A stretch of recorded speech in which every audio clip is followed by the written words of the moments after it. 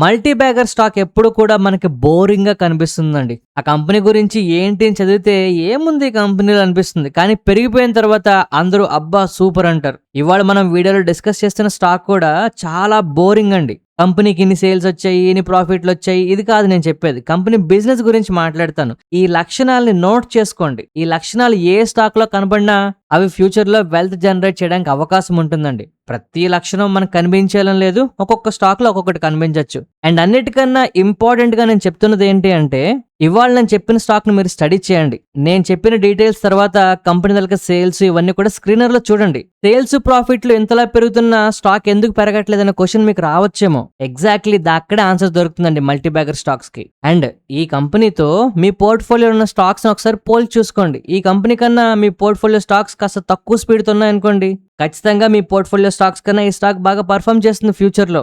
ఇవాళ ఈ company boring company. Stock price పడిపోతోంది, ఎవరు మాట్లాడట్లేదు, ఎక్కడ హైప్ లేదు. కానీ down the line 10 years 15 years తర్వాత వెల్త్ జనరేట్ చేసే స్టాకుల్లో ఈ స్టాక్ కూడా ఉండడానికి అవకాశం ఉంటుందండి. అండ్ ఇలాగ వెల్త్ జనరేట్ చేసే చాలా కేస్ స్టడీస్ ని మనం మన వర్క్ షాప్ లో కూడా చెప్తుంటామండి. దీని గురించి ఫైనల్ గా చివరిలో మాట్లాడదాం. ప్రస్తుతానికి మల్టీ బ్యాగర్ స్టాక్ అవ్వక ముందు బోరింగ్ బిజినెస్లు ఎలా ఉంటాయని చెప్పుకుంటూ ఈ కంపెనీకి ఆ లక్షణాలు ఉన్నాయా లేదా వాటిని కవర్ చేద్దాం. ఇవాళ మనం మాట్లాడుకుంటున్న కంపెనీ 80 దేశాల్లో వాళ్ళ దగ్గర సర్వీసెస్ అయితే ప్రొవైడ్ చేస్తుందండి. మిలియన్స్ ఆఫ్ అప్లికేషన్స్ ని ప్రాసెస్ చేస్తుంది. గవర్నమెంట్స్ తో వర్క్ చేస్తుందండి. వీళ్ళకి పని జరగక ముందే, అంటే ఏదైనా పని చేయాల్సి వస్తే పని అవ్వక ముందే డబ్బులు వస్తాయన్నమాట. ఇలాంటి స్టాక్ గురించి కేవలం కొంతమంది మాత్రమే కాస్త కాన్సన్ట్రేట్ చేస్తున్నారండి. అందులో మనం ఉన్నాం. సో ఇప్పుడు క్వశ్చన్ ఏంటంటే, ఇవాళ మనం మాట్లాడుకునే కంపెనీ ఒక హిడెన్ కాంపౌండరా, లేదు అంటే ఇలా బోరింగ్ కంపెనీగానే ఉండిపోతుందా? మీరు పూర్తిగా చూస్తే చెప్తారు. సో ఒకసారి ఆలోచించండి. మీరు బయట దేశాలకు వెళ్దాం అనుకున్నారు, వీసాలకి అప్లై చేయాలి, పాస్పోర్ట్ సబ్మిట్ చేస్తారు, కొన్ని ఫార్మాలిటీస్ కంప్లీట్ చేయాల్సి ఉంటుంది. బట్ ఇక్కడ ఒక క్వశ్చన్ అడగండి, ఎవరి ప్రాసెస్ అంతా చేస్తున్నారు? ఇలాంటి అప్లికేషన్లు దేశం మొత్తం మీద ఎన్ని వస్తున్నాయండి. అండ్ అప్లికేషన్స్ కంప్లీట్ చేయడానికి, ప్రాసెస్ కంప్లీట్ చేయడానికి మనం ఫీజు పే చేస్తాం కదా. అలాగే ఇలా మనం ఒక్కడమే కాదు, ఇండియా మొత్తం ఇలా ఎన్ని ట్రాన్సాక్షన్స్ జరుగుతున్నాయో, ఎంత క్యాష్ జనరేట్ అవుతుందో, ఈ ఒక్క క్వశ్చన్ కనుక మీరు ఆలోచించగలిగితే ఇవాళ స్టాక్ ఎంత ఎక్సైటింగ్ గా ఉంటుందో మీకు అర్థమవుతుంది. ఎందుకంటే కొన్ని ఆపర్చునిటీస్ చాలా బిగ్గెస్ట్ ఉంటాయండి, కానీ కనపడవు, బయటికి నార్మల్ గానే ఉంటాయి. మనం ప్రతిరోజు వాటి గురించి మాట్లాడతాం, కానీ వాటిని మనం నోటీస్ చేయలేం.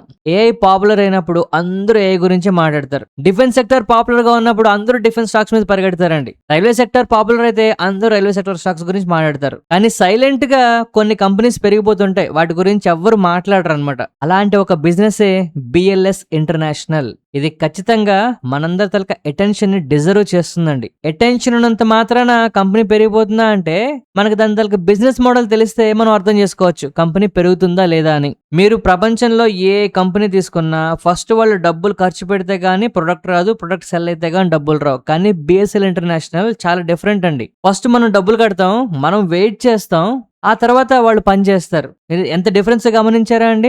బిఎల్ఎస్ ఇంటర్నేషనల్ ఏ పని చేయకముందే వాళ్ళు ఎంత ఛార్జ్ చేస్తారో అంత మన దగ్గర ఛార్జ్ చేసేస్తారండి. ఫీ అనేది ఫస్ట్ వస్తుంది, తర్వాత ప్రాసెస్ స్టార్ట్ అవుతుంది. మీరు ఆలోచించండి, ఎన్ని కంపెనీస్ పని చేయడానికి ముందే కంప్లీట్ గా డబ్బులు వసూలు చేసి పని చేస్తున్నాయి? చాలా తక్కువ. ఈ ఒక్క బిజినెస్ మోడలే దీనికి ఎంత పొటెన్షియల్ ఉంది అనేది మనం అర్థం చేసుకోవడానికి ఎగ్జాంపుల్. ఈ కంపెనీ తలక సేల్స్ ఇలా ఉన్నాయి, లేదు అంటే ఈ కంపెనీ తలక పీ తక్కువ ఉంది, పెగ్ రేషియో తక్కువ ఉంది, ఈ డీటెయిల్స్ అన్ని మీరు అందరూ స్క్రీనర్ లో చూడొచ్చండి. మీరు ఆలోచించండి, ఎప్పుడైనా కంపెనీ పెరిగింది అనుకోండి, యూజువల్ గా ఏమవుతుందండి, అప్పులు పెరుగుతాయి, ఇన్వెంటరీ పెరిగిపోతుంది, వర్కింగ్ క్యాపిటల్ పెరిగిపోతుంది, ఎక్కువ ప్రాబ్లమ్స్ తలనొప్పులు వస్తుంటాయి. అంటే బిజినెస్లు పెరుగుతున్న కొద్దీ చాలా కంపెనీస్ కి ప్రాబ్లమ్స్ కూడా ఎక్కువ అవుతాయి. కానీ వీళ్ళకి కస్టమర్లు ఎక్కువ అవుతున్న కొద్దీ, క్యాష్ ఎక్కువ అవుతున్న కొద్దీ, సేల్ ఎక్కువ అవుతున్న కొద్దీ ఆపరేటింగ్ లెవరేజ్ ఇంకా ఎక్కువైపోతూ ఉంటుందండి. అంటే ప్రాబ్లమ్స్, స్ట్రెస్ క్రియేట్ అవ్వాల్సిన చోట వీళ్ళకి రెవెన్యూస్, ఆపరేటింగ్ లెవరేజ్ ఎక్కువైపోతుంటాయి. అంటే ఈ నెట్వర్క్ ఇలా ఎంతమంది అప్లై చేస్తుంటే వీళ్ళ దగ్గర ప్లాట్ఫామ్ అంత పెద్ద అయిపోతుంటుందండి. ఇదే ఈ కంపెనీకి బిగ్గెస్ట్ మోట్. మీరు ఆలోచించండి, గవర్నమెంట్ ఏదైనా ఒక సర్వీస్ మీకు ఇవ్వాలి అంటే చాలా ప్రాసెస్ పెడతాయండి. పాస్పోర్ట్ అవ్వచ్చు, వీసా అవ్వచ్చు, గవర్నమెంట్ డాక్యుమెంటేషన్ అవ్వచ్చు. ఎవరైనా గవర్నమెంట్ అంత ఈజీగా నమ్ముతుందండి ఇలాంటి వాటికి అప్లై చేయడానికి? నమ్మదు. ఓన్లీ ట్రస్ట్ అనేది ఉండాలి. వీళ్ళకు ఉంది. ఎగ్జిక్యూషన్ అనేది కొన్ని సంవత్సరాలుగా చేసిన తర్వాత ట్రస్ట్ వస్తుందండి. ఆ ట్రస్ట్ ని గవర్నమెంట్ దగ్గర వీళ్ళు చాలా ఈజీగా తెచ్చుకున్నారు. ఒకసారి బిల్డ్ అయితే ఆ లీడర్షిప్ పొజిషన్ అలా కంటిన్యూ అవుతుందండి. సో వీళ్ళ ఆస్తులు మీకు ఫిజికల్ గా ఎక్కడ కనబడవు, కానీ బ్యాలెన్స్ షీట్ లో ఫుల్ క్యాష్ ఉంటుంది ఎప్పుడు కూడా. ఎగ్జాక్ట్‌లీ చాలా మంది ఏంటంటే ఆ అసెట్స్‌ని ఎవరు గమనించరు. ఏ కంపెనీకి ఫిక్స్డ్ అసెట్స్ ఎక్కువ ఉంటాయో ఆ కంపెనీకి గ్రోత్ గ్యారంటీగా ఉంటుందండి. సో మీరు బిఎల్ఎస్ ఇంటర్నేషనల్ దగ్గర ఫిక్స్డ్ అసెట్స్ చూడండి ఆశ్చర్యపోతారు. సో ఇక్కడ ప్రాబ్లమ్ ఏంటంటే ప్రతి 6 నెలలకి మార్కెట్‌లో ఏదో ఒక కొత్త స్టోరీ వస్తుందండి. ఆర్టిఫిషియల్ ఇంటెలిజెన్స్ అంటారు, డిఫెన్స్ అంటారు, రైల్వేస్ అంటారు, పవర్ అంటారు, రెన్యూబుల్ అంటారు, స్టోరేజ్ అంటారు. రకరకాల స్టోరీలు వస్తుంటాయి, పోతుంటాయి. కానీ కొన్ని మాత్రమే కాంపౌండ్ అవుతుంటాయి కంటిన్యూయస్‌గా. ఆ డిఫరెన్స్‌ని మనం పట్టుకోగలగాలి. కొన్ని స్టోరీస్ ఎక్సైట్‌మెంట్స్‌ని క్రియేట్ చేస్తాయండి. కానీ కొన్ని మాత్రమే వెల్త్‌ని క్రియేట్ చేస్తాయి. మీకు మీరు జాగ్రత్తగా ఒకసారి ఆలోచించండి. మీరు హోల్డ్ చేస్తున్న స్టాక్స్ మీ పోర్ట్‌ఫోలియోలో ఎన్ని కంపెనీస్ క్యాష్ ఈజీగా జనరేట్ చేయగలుగుతున్నాయండి? ఎన్ని కంపెనీస్ వాళ్ళ తాలూకా ప్రాఫిట్‌లని పెంచుకుంటూ వెళ్తున్నారు? మీరు కావాలంటే బిఎల్ఎస్ ఇంటర్నేషనల్ తాలూకా సేల్స్, ప్రాఫిట్స్ చూడండి ఎలా పెరుగుతున్నాయో. మనం one of the finest stock గురించి మాట్లాడుకుంటున్నామండి ఇవాళ. ఒక మల్టీ బ్యాగర్‌కి ఉండాల్సిన లక్షణాలు ఏంటి అంటే కొన్ని స్ట్రాంగ్ ప్యాటర్న్స్ మనకి అపియర్ అవుతుంటాయి. అవి ఫేమస్ అవ్వక ముందే అవి బోరింగ్ కంపెనీస్‌గా కనిపిస్తాయండి. ఆ తర్వాత ఎక్స్‌పెన్సివ్‌గా మారుతాయి. అప్పుడు అందరూ గుర్తుపడతారు వాటిని. సో ఎప్పుడైతే బోరింగ్ కంపెనీస్ కన్సిస్టెంట్‌గా రెవెన్యూస్, ప్రాఫిట్స్ జనరేట్ చేస్తుంటాయో మనం వాటిని ట్రాక్ చేయాలండి. ఇదిగో నేను మల్టీ బ్యాగర్ అయిపోతాను అని చెప్పి ఏ స్టాక్ ముందుకు రాదు. బట్ మల్టీ బ్యాగర్ అయిన స్టాక్స్‌ని గతంలో ఏ విధంగా ఉన్నాయనేది చూస్తే ఆ లక్షణాలు ఇప్పుడు ఎలాంటి స్టాక్స్‌లో ఉన్నాయని తెలుసుకుంటే మనకు కూడా ఆపర్చునిటీస్ ఐడెంటిఫై చేయడం వస్తుందండి. సో ఇంతవరకు నేను చెప్పిన కొన్ని కారణాలు ఉన్నాయి చూసారా? వీటిని నోట్ చేసుకొని లిస్ట్ రాయండి. కామెంట్ సెక్షన్‌లో పెట్టండి. ఎవరు ఎక్కువ లిస్ట్ పెడతారో చూద్దాం. నేను చెప్పిన పాయింట్స్ మట్టుకు ఖచ్చితంగా పెట్టండి. అడిషనల్‌గా మీకు ఏమైనా ఉంటే అవి కూడా పెట్టండి. చాలా మందికి ఉపయోగపడుతుందండి. సో ఇప్పుడు క్వశ్చన్ ఏంటంటే బిఎల్ఎస్ ఇంటర్నేషనల్ మనకి మల్టీ బ్యాగర్ ఎప్పుడైపోతుందని కాదు. అది ఎవరం చెప్పలేం.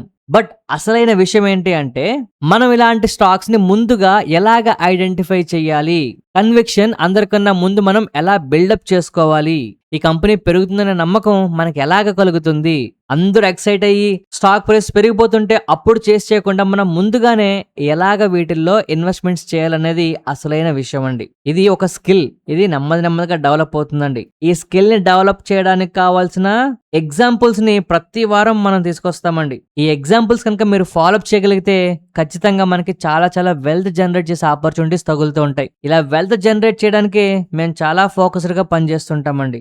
స్టాక్ టిప్స్ కోసం కాదు, టార్గెట్స్ కోసం కాదు, ప్రిడిక్షన్స్ కోసం కాదు, బట్ వెల్త్ జనరేట్ చేసే కంపెనీస్ ని ఎలాగ ఐడెంటిఫై చేయాలి, అందరికన్నా ముందుగా వాటిలో ఇన్వెస్ట్మెంట్ చేయడానికి ఏదైనా పద్ధతి ఉందా, ఇలాంటివి కూడా మనం మన వర్క్ షాప్ లో చెప్తుంటామండి. అవకాశం ఉన్న వాళ్ళు మీకు డీటెయిల్స్ కనిపిస్తున్నాయి కదండి, కనిపిస్తున్న వాట్సాప్ నంబర్ కి హాయ్ అని మెసేజ్ పెడితే మీకు రిప్లైలో లింక్ వస్తుందండి. చూడండి ఒకసారి. తొందర ఏం లేదండి. మనం మాట్లాడుకునే స్టాక్స్ ఏ విధంగా వర్కౌట్ అవుతున్నాయో చూడండి. నేను చెప్పిన లక్షణాలను స్టాక్స్ మీరు కనిపెడుతున్నారో లేదో చూడండి. ఆ లక్షణాలను స్టాక్స్ ఫ్యూచర్ లో ఎలా పెరుగుతాయో చూడండి. వాటి గురించి ఇంకా స్పీడ్ గా నేర్చుకుందాం అనుకున్నా, లేదు తొందరగా వెల్త్ క్రియేట్ చేద్దామని ఆలోచన ఉంటే తప్పకుండా మన వర్క్ షాప్ లో జాయిన్ అవ్వండి. ఈ వీడియో నచ్చితే తప్పకుండా లైక్ చేయండి. మన ఛానల్ కి సబ్స్క్రైబ్ చేయండి. ఈ హెల్ప్ చేస్తారని ఆశిస్తూ మరొక మంచి వీడియోతో కలుద్దామండి. ధన్యవాదాలు.